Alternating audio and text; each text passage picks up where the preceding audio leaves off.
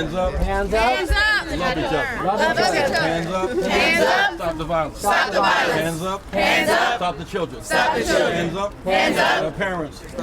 Want a job. Want a job. Hands up. Hands up. In poverty. In poverty. Hands up. Hands up. Stop the violence. Stop the violence. Hands up. Hands up. Don't shoot. Don't shoot. Hands up. Hands up. Don't shoot. Don't shoot.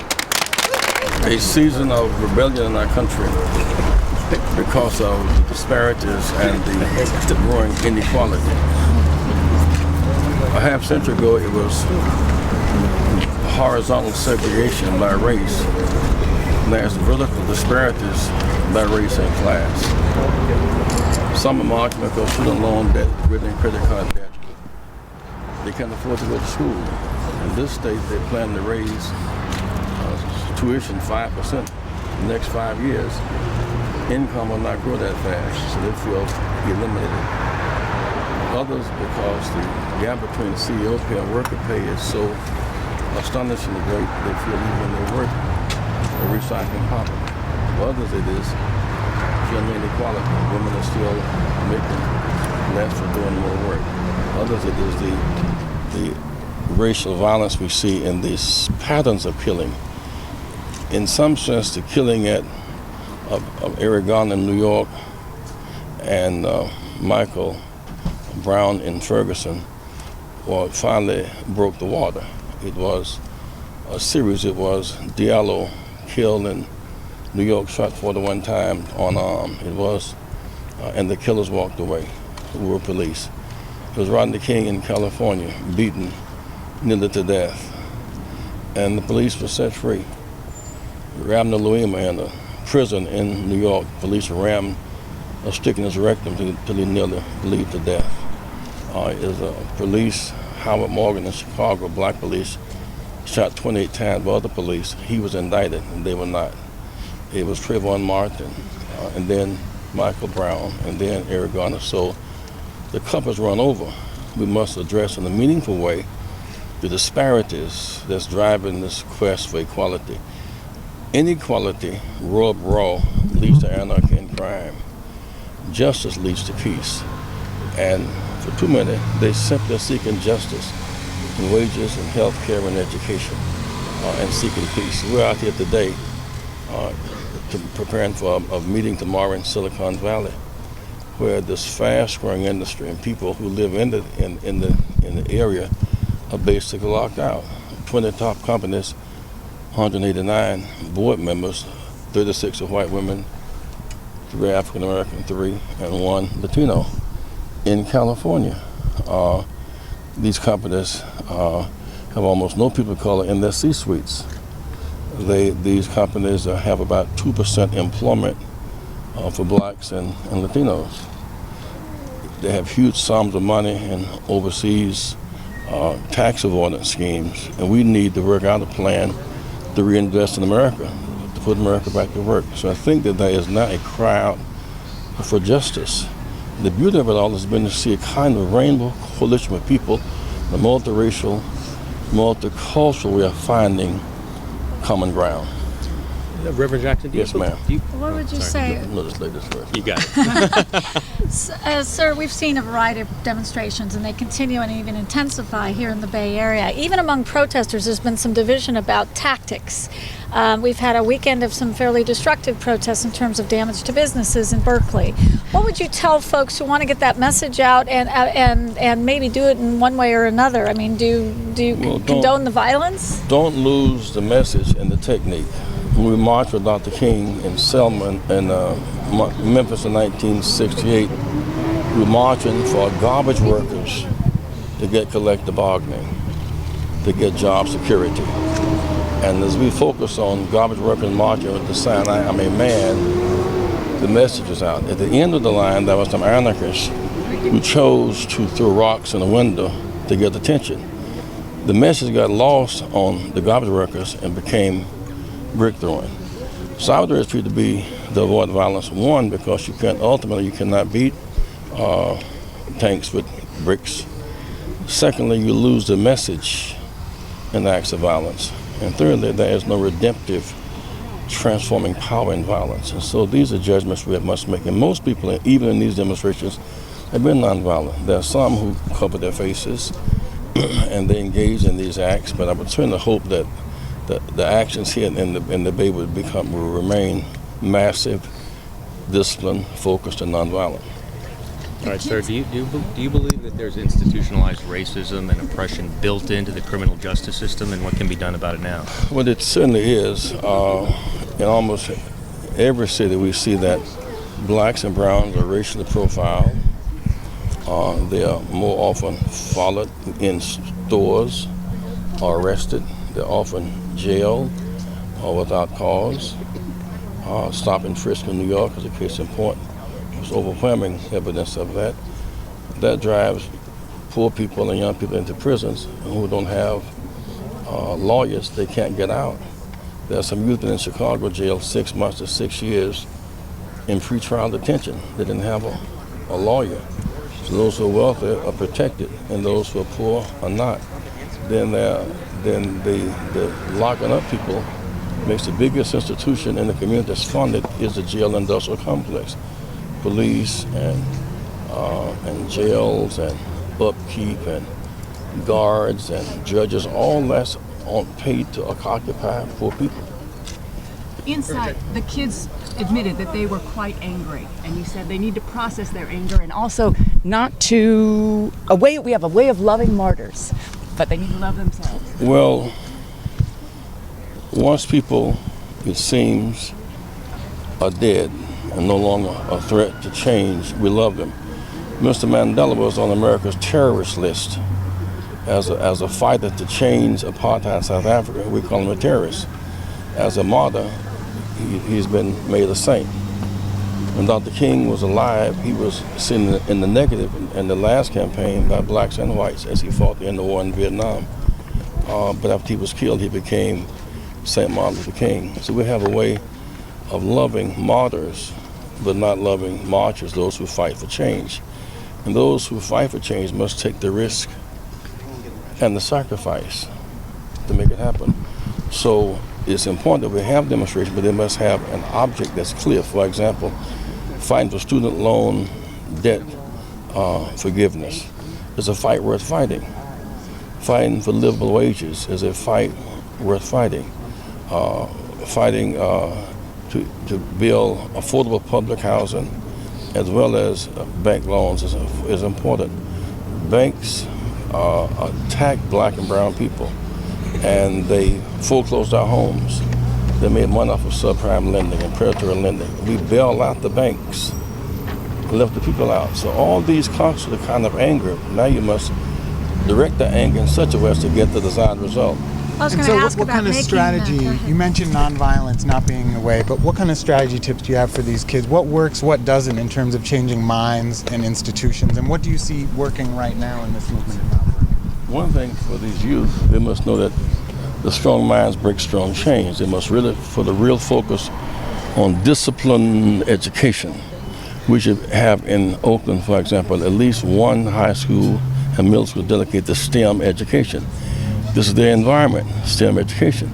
If they get all A's in that which is irrelevant, then they wasted their time in school.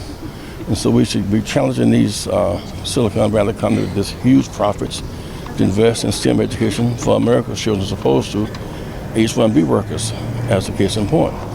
Also be focused on, if you're marching, students should be marching to reduce student loan debt, fighting to unravel the idea of 25% raise for the next 5 years should be resisted, because it means the poor people cannot go to school. They can't afford to go to school. It may be fighting to change the judicial order in ways that is fairer and stop the violence. Reverend Jackson, what's the... Yeah. Okay, two, and that's it, okay. What's your impression? Excuse me. Then if you take two questions, then if you can let Reverend The kids. Jackson forward a couple of kids want to be interviewed. What's your impression of the young folks here at Street Academy, and what's the importance of teaching, having this dialogue in schools? I'm impressed with the teachers here. The teachers are enthusiastic, and the students are attracted to their enthusiasm. You must lift up youth, not teach to their predicament. I remember one day, and I was in school so many years ago, that Mrs. Shelton gave us some long words that we didn't understand. And she said, this is Roger's Thesaurus and this is the dictionary. And I know what grade this is, but I will never teach down to you. One of you little brats might be running for governor or president one day. Well, one day I did. And she was on my ticket, became the first African-American female legislator in the last century in South Carolina, because teachers would not teach. And these teachers here are teaching up to youth. And you can feel the enthusiasm. These kids here are overcomers. And the way they are teaching them, they're using innovative techniques to maintain their attention. I'm very impressed with Street Academy, very impressed. Can you put this struggle in historical perspective? In what sense? In the sense of what you've been through. Well, in the sense that we have gone through these years of violence, but we keep winning.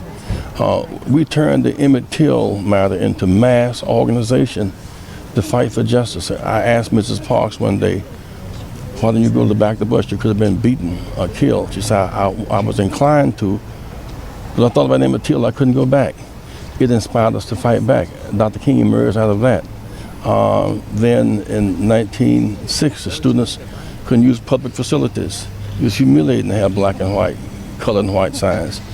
And we organized to bring down those humiliating signs. We fought back. We marched on Washington, demanding a public accommodations bill. We got that bill, so the federal law intervened and broke up legal segregation. We went to Selma. We were beaten and Jesse Jackson was killed. We turned his death into a march from Montgomery to Selma, Montgomery, and got the right to vote. And that right to vote was for blacks, for women who couldn't serve on juries, for 18-year-olds, for college campuses, and for bilingual education. And then we kept fighting, and now we've gone that to having Barack Obama in the White House. We turn every minus into a plus. We must turn minuses into pluses. Thank you very much. Good morning, students. Good morning. They're going to ask you a couple of questions. I want y'all to answer. Come down here and talk like you're serious. Everybody be real quiet now. You can, because you're real talkative too.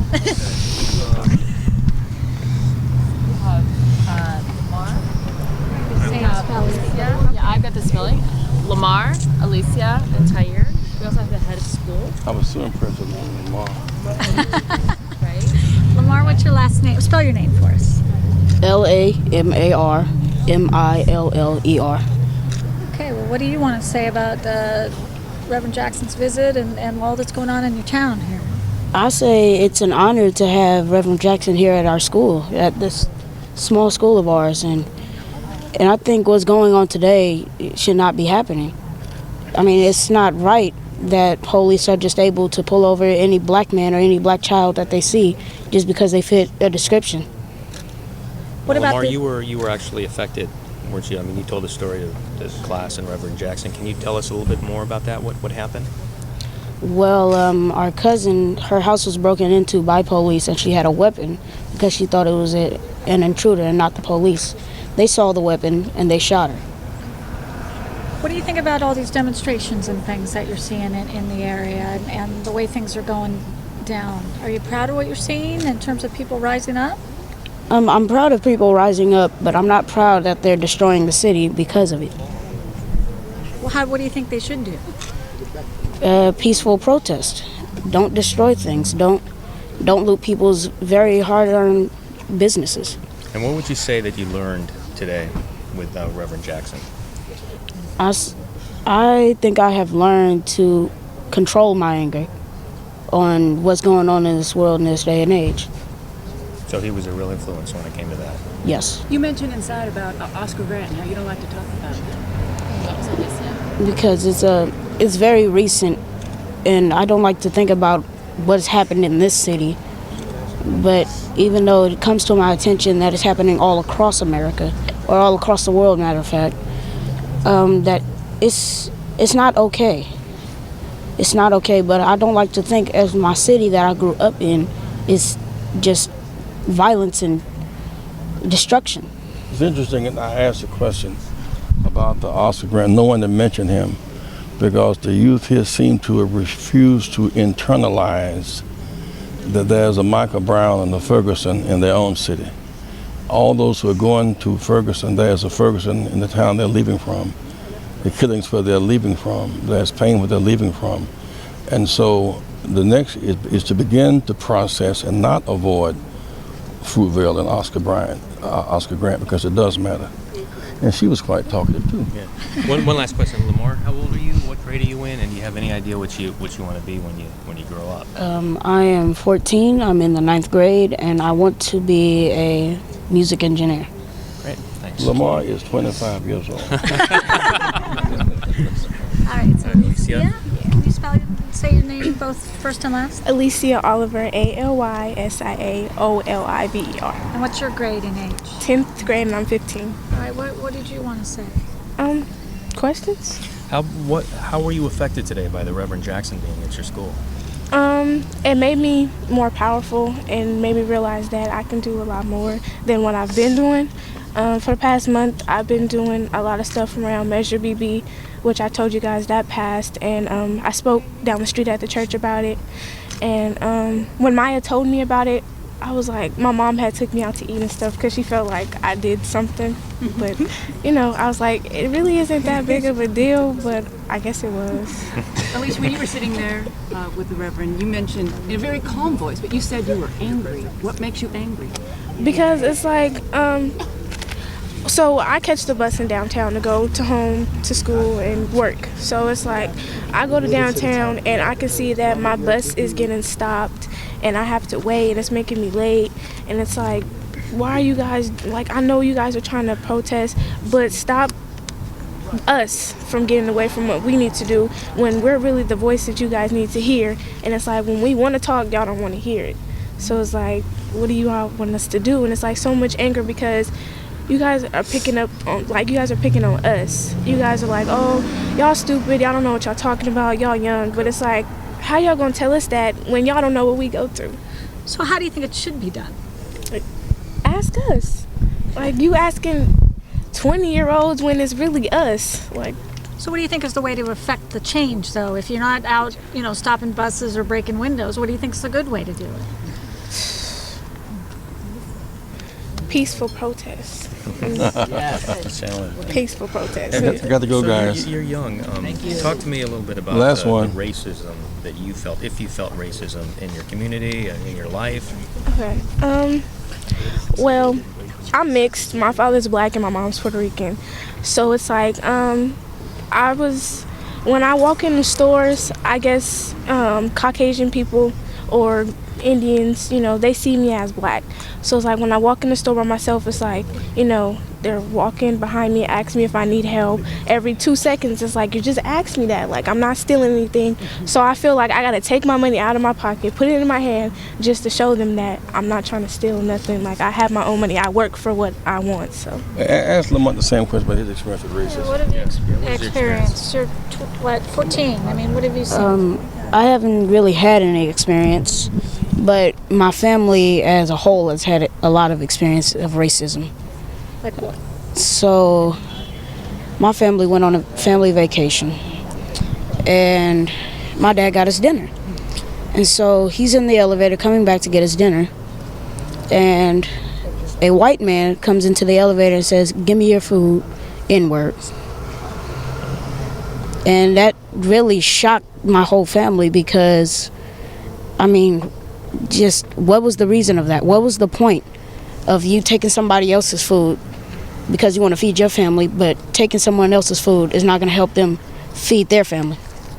Where were you when that happened? I was at home waiting for Dad. Oh, it happened in Oakland? No. I was in my hotel room waiting for my dad to come back. What city? Can you tell us? Reno, Nevada. So what's your hope for when you're older? Do you hope all that goes away? I know racism altogether is not going to diminish completely, but I just hope that it dies down. Oh boy. So I am. I am. I am. Somebody. Hands up. Hands up. Don't shoot. Don't shoot. Hands up. Hands up. Love. Love. Hands up. Hands up. Don't hate. Don't hate. Hands up. Hands up. Stop the violence. Stop the violence. Hands up. Hands up. Save the children. Save the children. Hands up. Hands up. Keep hope. Keep hope. Alive. Alive. Keep hope. Keep hope. Alive. Alive. Keep hope. Keep hope. Alive. Alive. Street Academy. Street Academy. Number one. Number one. Let me hear you scream. See you, Lamont. Stay educated. Love you, man.